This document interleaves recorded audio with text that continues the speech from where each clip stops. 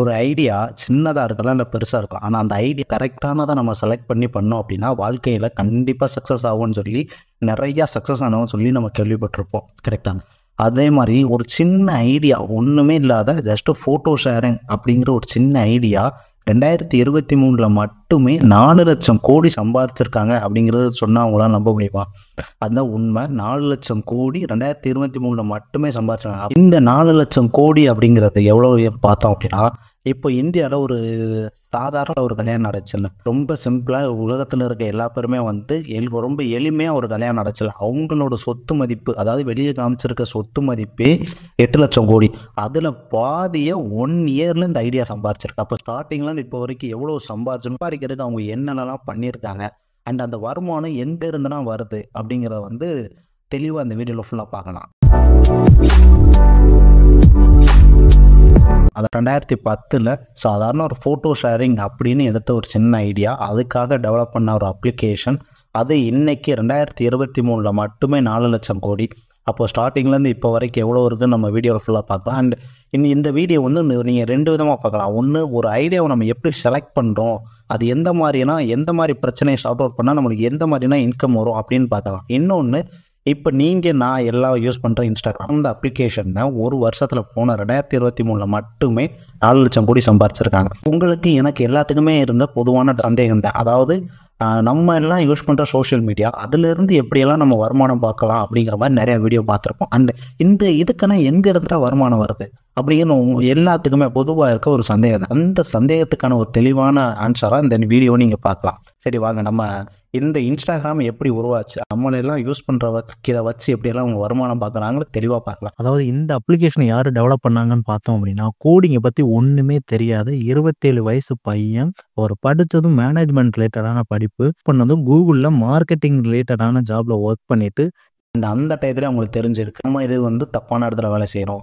அப்படிங்கிற ஒரு முடிவெடுத்து அந்த வேலையை விட்டுட்டு, கூகுள்லேருந்து வேலையை விட்டுட்டு நெக்ஸ்ட் ஸ்டாப்னு ஒரு ஸ்டார்ட் அப், அதாவது அந்த ஸ்டார்ட் அப்பும் ஒரு ட்ராவல் ரெக்கமெண்டேஷன் அந்த மாதிரி ஒரு கம்பெனி. ஸோ அதில் ஒர்க் பண்ணிக்கிட்டே நைட் டைமில் அந்த வீக்கெண்ட்லேயும் இந்த ஐடியாவுக்கான கோடிங்கை வந்து அவங்க படித்து டெவலப் பண்ண ஆரம்பிச்சிருக்காங்க. இந்த ஐடியா அவருக்கு எப்படி வந்துச்சு அப்படின்னா, 2010 பார்த்தோம் அப்படின்னா பெருசாக ஃபோட்டோ ஷேரிங் அப்படிங்கிற மாதிரி ஒரு அப்ளிகேஷன் எதுவும் பெருசாக இல்லை. அந்த டைத்தில் ஃபேஸ்புக் இருந்துச்சு. ஃபேஸ்புக் 2004 ஆக்சுவலாக வந்திருக்கு. ஃபெமிலியராக எல்லா பேரும் யூஸ் பண்ணுற ஒரு அப்ளிகேஷனாக இருக்குது. ஆனால் அதை மெயினாக ஃபோக்கஸ் பண்ணுறதெல்லாம் குரூப்பை க்ரியேட் பண்ணுறது, இந்த மாதிரி தான் ஃபேஸ்புக் வந்து மெயின் இது இருந்திருக்கு. ஆனால் நம்ம எடுக்கிற ஃபோட்டோவே கொஞ்சம் அதாவது எடிட் பண்ணி அதை இன்னொரு ஆளுக்கு ஷேர் பண்ணுற மாதிரி எந்த ஆப்ஷனும் இல்லை. இப்போ ஒரு ஃபோட்டோ எடுத்துருந்தாங்க அப்படின்னா அந்த ஃபோட்டோ எடுத்து இன்னொரு இதில் போய் எடிட் பண்ணி அதை வந்து இன்னொருத்தவங்க ஷேர் பண்ணுறது பதிலாக இந்த ஃபோட்டோவே ஜஸ்ட் ஒரு சின்ன ஃபில்டர்ஸ் ஆட் பண்ணி அதிலே நானே டேரெக்டாக லைவாக ஃபோட்டோ எடுத்து சின்ன சேஞ்சஸ் பண்ணி நான் என் ஃப்ரெண்ட்ஸுக்கு நான் ஷேர் பண்ணுறேன் அப்படின்னு எடுத்த ஒரு சின்ன ஐடியா. அந்த டயத்தில் இவருக்குன்னு ஒரு ப்ளஸ் என்ன இருந்திருக்குன்னா, iPhone 4 வந்து லான்ச் ஆயிருக்கு. ஆக்சுவலாக iPhone 3 கேமரா குவாலிட்டியும் பயங்கரமாக இருந்திருக்கு. ஸோ ஐஃபோனில் எடுத்த ஃபோட்டோவை என்ன பண்ணிருக்காங்க, இன்னொரு ஆளுக்கு ஷேர் பண்ணுறதுக்கு அது நிறையா காம்ப்ளிகேஷன் நிறையா இருந்திருக்கு. ஸோ அதனால தான் இந்த ஐடியா வந்து அவர் செலக்ட் பண்ணிக்கிறாரு. ஃபோட்டோ எடுத்துட்டு ரியல் டைமில் அப்படியே ஷேர் பண்ணணும். அந்த ஒரு சின்ன ஒரு லாஜிக், அந்த ஒரு பிரச்சனைக்கான சொல்யூஷன் தான் இன்னைக்கு இவங்களுக்கு இவ்வளவு வருமானம் தேடி தந்திருக்கு. சரி, இப்போ அந்த டயத்தில் என்ன நடந்திருக்குன்னு நம்ம பார்த்துட்டோம். எதுனாண்டி இந்த ஐடியா வந்திருக்குன்னு பார்த்துட்டோம். இந்த ஐடியா வந்ததுக்கப்புறம் இவர் எப்படியான ஒர்க் பண்ணியிருக்கான்னு பார்க்கலாம். டே அண்ட் நைட்டு அண்டு வீக்கெண்ட்லையும் உட்காந்து இந்த ஐடியாக்கான ஒர்க் அவுட் பண்ணியிருக்காரு. ஒர்க் அவுட் பண்ணிவிட்டு ஒரு ப்ரோட்டோடைப் உருவாக்கியிருக்காரு. அந்த ப்ரோட்டோடைப் என்ன இருக்குது அப்படின்னா, இப்போ நம்ம சூரரை போட்டு படத்தில் பார்த்துருப்போம். நம்ம ஐடியா நல்லா, நம்மளோட கான்செப்ட் நல்லா இருந்துச்சுன்னா நம்மளுக்கு அவங்களே வந்து வாலண்டரியாக வந்து இன்வெஸ்ட்மெண்ட் பண்ணுவாங்க. ஸோ அது மாதிரி இந்த ஐடியாவுக்காக ஒரு 2 பேர் வந்து அந்த $5 லட்சம் வந்து இது பண்ணியிருக்காங்க. நான் உங்களுக்கு கொடுக்கும், இந்த இதை வந்து ஒரு அப்ளிகேஷனாக நீங்கள் க்ரியேட் பண்ணுங்கள் அப்படிங்கிற மாதிரி. ஸோ அந்த டயத்தில் அந்த இந்தியன் மதிப்புக்கு அது எவ்வளோன்னு பார்த்தோன்னா 2.25 கோடி வந்து அந்த டயத்திலேயே வந்து உங்களுக்கு அந்த ஃபண்டு கிடச்சிருக்கு. அதனால இவர் என்ன பண்ணியிருக்காரு அப்படின்னா, அவரோட ஜூனியர் பையன், காலேஜில் படித்த ஜூனியர் பையன், கம்ப்யூட்டர் சயின்ஸ் ரிலேட்டடாக படித்த பையனை இந்த மாதிரி எனக்கு இருக்குது, 2 பேரும் சேர்ந்து நம்ம டெவலப் பண்ணலாம் அப்படின்னு சொல்லிட்டு உள்ளே வந்து டெவலப் பண்ண ஆரம்பிச்சதா. இது ஸ்டார்டிங்கில் டெவலப் பண்ணி எதுக்கு வந்து பார்த்தோம் அப்படின்னா ஐஃபோனுக்கு மட்டும்தான் டெவலப் பண்ணியிருக்கேன். ஏன்னா அந்த டயத்தில் iPhone 3 வந்து நல்லா இதாக இருக்குது. இவங்க டெவலப் பண்ணுற டயத்தில் iPhone 4 லான்ச் ஆயிடுச்சு. 4லேயும் கேமரா நல்லா இருந்திருக்கு, அண்ட் 4லேயும் ஃப்ரண்ட் கேமராவும் கொண்டு வந்துட்டாங்க. ஸோ அதனால் வந்து இது அவங்களுக்கு ஒரு ப்ளஸ் ஆயிடுச்சு. ஸோ அந்த டயத்தில் இவங்க எப்போ இதை லான்ச் பண்ணி வெளியிட்டாங்க அப்படின்னா, October 6, 2010 வெளியிட்ட நாளே வந்து இந்த அப்ளிகேஷன் வந்து கிராஷ் ஆயிடுச்சு அப்படிங்கிற மாதிரி இவங்களுக்கு தோணிடுச்சு. இந்த அப்ளிகேஷன் யூஸ் பண்ணும்போது தெரிஞ்சு, ஆனால் அந்த வெளியிட்ட அன்னையோட நைட்டு தான் தெரிஞ்சுட்டு இந்த அப்ளிகேஷனை 25,000 பேர் ஒரே நாளில் டவுன்லோட் பண்ணியிருக்காங்க. அதனால தான் இந்த அப்ளிகேஷன் வந்து ஹேங் ஆயிருக்கு. மொத்த நாளே உங்களுக்கு பயங்கர டவுன்லோட்ஸ் ஆயிருக்கு. அதுக்கடுத்து அந்த அப்ளிகேஷன் வந்து ஒரே வாரத்தில் 1,00,000 டவுன்லோட்ஸ் வந்து ஐஃபோனில் மட்டுமே நடந்தது. அண்ட் இந்த 3 மாசத்துல அப்ளிகேஷன் லான்ச் பண்ணி 3 மாசத்துல 1 மில்லியன் டவுன்லோட்ஸ் போயிருக்கு. அப்போ இந்த அப்ளிகேஷன் இந்த ஐடியாவோட நீடை பாருங்க. அந்த டயத்துல எந்த மாதிரினா யூசர் போய் ரீச் ஆயிருக்கும். ஸோ அவருக்கு தெளிவாக தெரிஞ்சிருக்கு இந்த பிரச்சனை இருக்கு, கண்டிப்பாக மக்களை வந்து ரீச் பண்ணும். அதுக்கடுத்து பார்த்தோம் அப்படின்னா 2012 ஏப்ரல் 3 இது வந்து ஆண்ட்ராய்டுக்கான ஒரு அப்ளிகேஷனாகவும் டெவலப் பண்ணி வெளியிட்டிருக்காங்க. வெளியிட்ட நாளே வந்து 1 மில்லியன், அதாவது ஐஃபோனுக்கு விடும்போது 2010 3 மாதம் 1 மில்லியன் டவுன்லோட் ஆச்சு. ஆனால் ஆண்ட்ராய்டு விடும்போது ஒரே நாளில் 1 மில்லியன் டவுன்லோட்ஸ் போயிருக்கு. 2012 ஏப்ரல் 9 வந்து ஃபேஸ்புக் வந்து ஒரு டீலிங்கில் வராங்க. இந்த அப்ளிகேஷனை நாங்கள் 1 பில்லியன் கொடுத்து வாங்கிக்கிறோம் அப்படின்னு வராங்க. இந்த 1 பில்லியன்னா எவ்வளோன்னு பார்த்தோம் அப்படின்னா நம்ம இந்தியன் மதிப்புக்கு அப்போ இருக்கிறதுக்கு 5300 கோடி பாருங்க. அதாவது 2010 ஜஸ்ட் ஃபோட்டோ ஷேரிங் எடுத்த ஐடியா 2 வருஷத்துல 5300 கோடி. இது வந்து அவங்களுக்கு ஓகேன்னு தோணியிருக்கு. இது மட்டும் ரீசன் இல்லை. அண்டு இப்போ ஏப்ரல் 3 ஆண்ட்ராய்டுக்கு விட்ட நாளே வந்து 10 லட்சம் யூசர் வந்து டவுன்லோட் பண்ணியிருந்தாங்க. இப்போ நம்பர் ஆஃப் டவுன்லோட்ஸ் ஆல்ரெடி அதிகமாக போயிட்டு பண்ணுற நம்ம ஐடியில் இருக்க ஃபோட்டோ நம்ம ஆட் பண்ணுற ஃபோட்டோ இல்லை, நம்மளுக்குன்னு ஒரு டேட்டாபேஸில் ஒரு ஸ்பேஸ் வச்சு நம்மளோட இதெல்லாம் சேவ் ஆகும். ஸோ அதை மேனேஜ் பண்ணுறது இவங்களுக்கு கொஞ்சம் கஷ்டமாக இருந்துச்சு. ஸோ அதுவும் ஒரு மெயின் ரீசனாக இருந்துச்சு உங்கள் ஃபேஸ்புக்கிட்ட இந்த அப்ளிகேஷனை விற்கிறதுக்கு. ஏன்னா ஃபேஸ்புக்கு 2004 ஆல்ரெடி வந்து ஃபேஸ்புக்னு ஒரு அப்ளிகேஷன் லான்ச் பண்ணி 2012 வந்து 1 பில்லியன் யூசர் வந்து ஃபேஸ்புக் வச்சிருக்கு. 1 பில்லியன், அதாவது 100 கோடி யூசர் வந்து ஃபேஸ்புக் ஆல்ரெடி வச்சிருக்காங்க. டேட்டாபேஸ் எல்லாம் கரெக்டாக இருக்கு. ஸோ அவங்களுக்கு இதை மேனேஜ் பண்ணுறது பெரிய கஷ்டம் கிடையாது. ஸோ அதனால வந்து ஃபேஸ்புக் வந்து அதை ஆஃபர் பண்ணி வாங்கிட்டாங்க. 2012 வாங்கின உடனே ஃபேஸ்புக் ரெவன்யூ பார்த்தாங்களா அப்படின்னா பார்க்கல. ஏன் அப்படின்னா ஸ்டார்டிங்ல இருந்து 2010 இருந்து 2012, 13, 14 வரைக்கும் இந்த அப்ளிகேஷன்லேருந்து எனக்கு வருமானமே தேவையில்லை, நான் யூசரை மட்டும் ரீச் பண்ணால் போதும் அப்படிங்கிற மாதிரி தான் ஃபேஸ்புக் வாங்கின அவங்களோட டிசிஷனும் அது கரெக்டாக தெளிவாக இருந்திருக்கு. 2014 வரைக்கும் இந்த அப்ளிகேஷன் எந்த வருமானமே கிடையாது. 2010 5 வருஷம் அந்த டயத்துலேயே 30 கோடி யூசர் இருந்தாங்க. 30 கோடி யூசருக்கான டேட்டாபேஸை மேனேஜ் பண்ணுறதே பயங்கர செலவாக இருக்கும். ஆனால் அதெல்லாம் வேண்டாம், நம்ம கஸ்டமரை ரீச் பண்ணணும் அப்படிங்கிற ஒரு டார்கெட்டில் ஃபிக்ஸ் பண்ணி கரெக்டாக இருந்தனால 2015 இவங்க ரெவன்யூ ஜென்ரேட் பண்ணுறதுக்கு அதாவது ஆட் கொடுக்கறது இந்த மாதிரியான உள்ள கொண்டு வந்தாங்க. இவங்க 2015 தான் வருமானமே பார்க்க ஆரம்பிச்சிருக்காங்க. 2015 இவங்களுக்கு எவ்வளோ ஸ்டார்டிங் ஃபர்ஸ்ட் இன்கம் பார்த்தோம் அப்படின்னா இந்த 0.5 வந்து நம்ம இந்தியன் மதிப்புக்கு அந்த 2015 $1 வந்து 64 ரூபா. ஸோ அந்த ரேஞ்சுக்கு பார்த்தோம் அப்படின்னா 3200 கோடி வந்து 2015 வந்திருக்கு.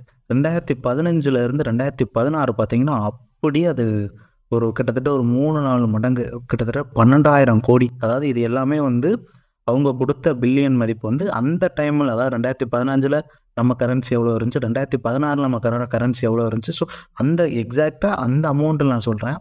ஸோ 12,000 கோடி வந்து 2016 வந்து வருமானம் வந்திருக்கு. இதே 2017 வந்து பார்த்தோன்னா அது அப்படியே டபுள் ஆகிருக்கு. 27,000 கோடி வந்து 2017 வந்திருக்கு. 2018 பார்த்தீங்கன்னா அதுவே 3 மடங்காக இருக்குது, 70,000 கோடி. ஸோ எவ்வளோ அபரிவிதமான வளர்ச்சின்னு பாருங்கள். அதாவது ஒரே ஒரு ஐடியா தான், சிம்பிளாக இருக்க ஒரே ஒரு ஐடியா தான் அவங்களுக்கு ஸ்டார்டிங்கு மார்க்கெட்டை எப்படி ரீச் பண்ணியிருக்காங்கன்னு பாருங்கள். ஃபஸ்ட்டு எந்த இன்கமும் இல்லை, இது கண்டிப்பாக ரீச் ஆகணும் கன்ஃபார்மாக தெரிஞ்சு அதுக்காக மணியை அவங்களே ஸ்பெண்ட் பண்ணி இது பண்ணி யூசர் எல்லாம் உள்ளே கொண்டு வரச்சு அதுக்கடுத்து பயங்கர வருமானம்.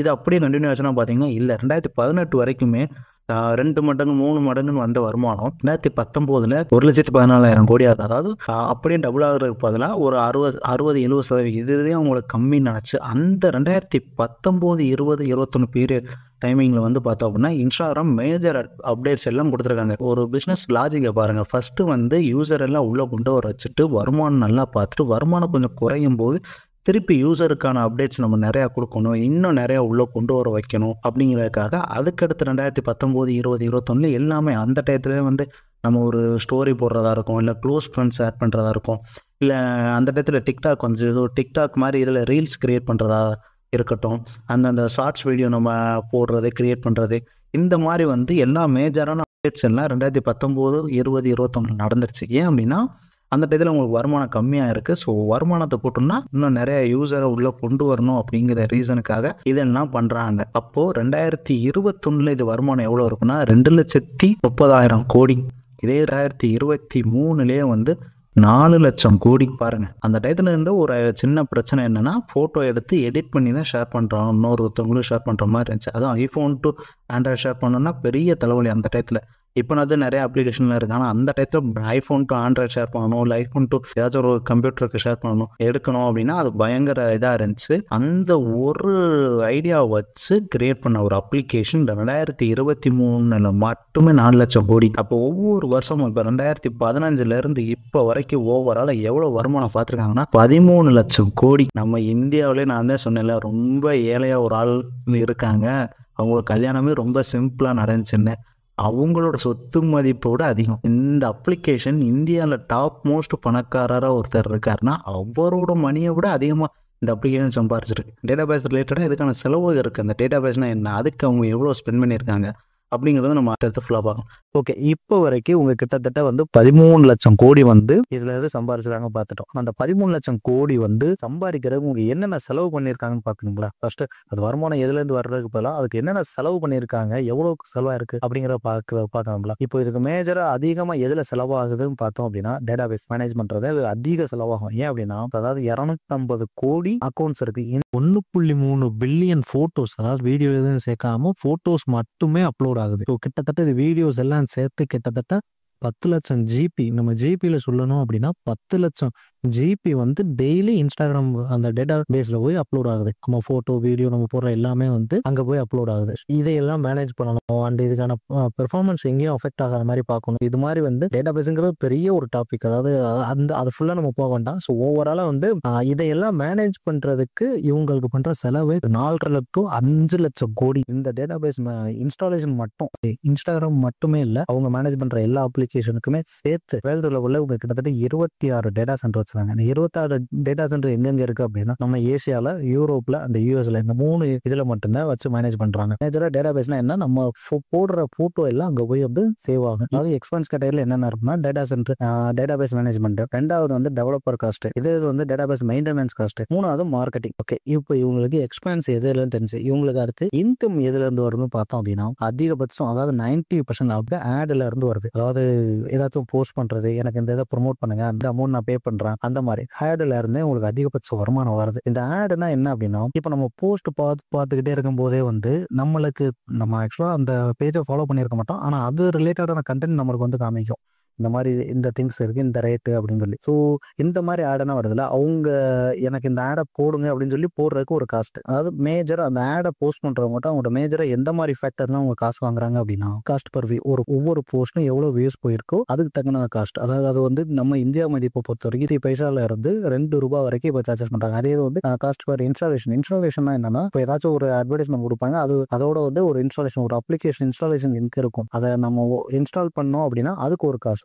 அந்த இதோட காஸ்ட் பார்த்தோம் அப்படின்னா 30 ரூபா 100 ரூபா. அதாவது இந்த 30 ரூபா 100 ரூபா எதை பொறுத்து மாறும் அப்படின்னா நம்ம இன்ஸ்டாலேஷன் பண்ணிட்டு ரொட்டீனா அதை யூஸ் பண்றோம்னா அது பேஸ் பண்ணி ஒரு காஸ்ட் இருக்கும். இல்ல இன்ஸ்டாலேஷன் பண்ணிட்டோம் திருப்பி அன்இன்ஸ்டால் பண்ணிட்டோம் அப்படின்னா அது ஒரு காஸ்ட். ஸோ இந்த மாதிரி எதை பொறுத்து இது மாறும் அப்படின்னா இப்போ நான் ஒரு ஆட் நான் போடுறேன், அந்த போடுற ஆட் எனக்கு செலக்ட், இப்போ நான் ஒரு இகாம் சைட் வச்சிருக்கேன் அப்படின்னா இகாம்ல என்னோட ப்ராடக்ட் நான் போட்டிருக்கேன் அப்படின்னா நான் என்னோட டார்கெட் ஆடியன்ஸ் யாரு அப்படின்னா திங்ஸ் வாங்கணும், இல்லை இது ரிலேட்டடாக பர்ச்சேஸ் பண்ணணும் அப்படிங்கிற மாதிரி அவங்கள போய் ஆடை ரீச் ஆனால் தான் எனக்கு அது ப்ராஃபிட். அதாவது நான் கொடுக்குற ஆட் அவங்கள போக அவங்க நம்மளோட ப்ராடக்ட் வாங்குவாங்க. ஒரு ஆட் நம்ம இன்ஸ்டாகிராம் போஸ்ட் பண்ணுறோம் அப்படின்னா நம்ம அந்த டயத்தில் நம்ம டார்கெட் ஆடியன்ஸை ஃபிக்ஸ் பண்ணலாம். ஓ இந்த மாதிரி நம்ம காமனாக கொடுத்தோம் அப்படின்னா அதுக்கு ஒரு காஸ்ட் இருக்கும். இல்லை டார்கெட் ஆடியன்ஸ் எனக்கு இந்த மாதிரி டார்கெட் ஆடியன்ஸ் தான் போடணும், அதுக்கு ஒரு காஸ்ட்.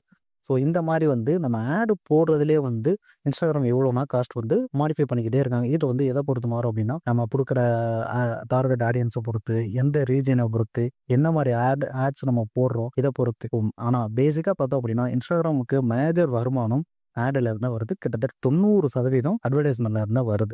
ஒரு அப்ளிகேஷன் பாருங்க, 2010 ஒரு போட்டோ ஷேரிங் அப்படின்னு ஒரு பிரச்சனைக்கான ஒரு அப்ளிகேஷன் எவ்வளவு வருமானம் பாருங்க. அதாவது 2010 உலகத்திலேயே உலக பணக்காரர் லிஸ்ட்ல 212 இருந்தவர் இன்னைக்கு 2024 உலக பணக்காரர் லிஸ்ட்ல 4வது ஆளா இருக்காரு. இன்னும் 2-3 வருஷத்துல எலான் மஸ்க், அதாவது இப்ப இருக்க உலக பணக்காரர் ஃபர்ஸ்ட்ல யார் இருக்குன்னா எலான் மஸ்க் இருக்காரு. அவருக்கும் இவருக்கும் கிட்டத்தட்ட பயங்கர போட்டி இருக்கும் அப்படிங்கிற மாதிரி.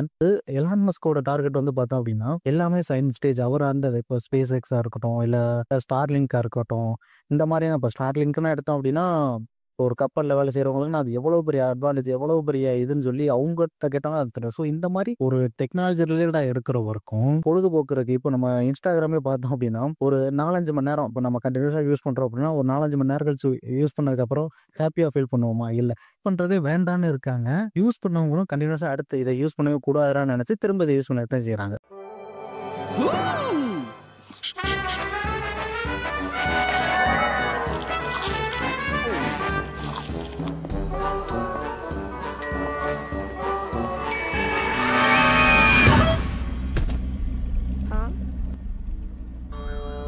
Huh?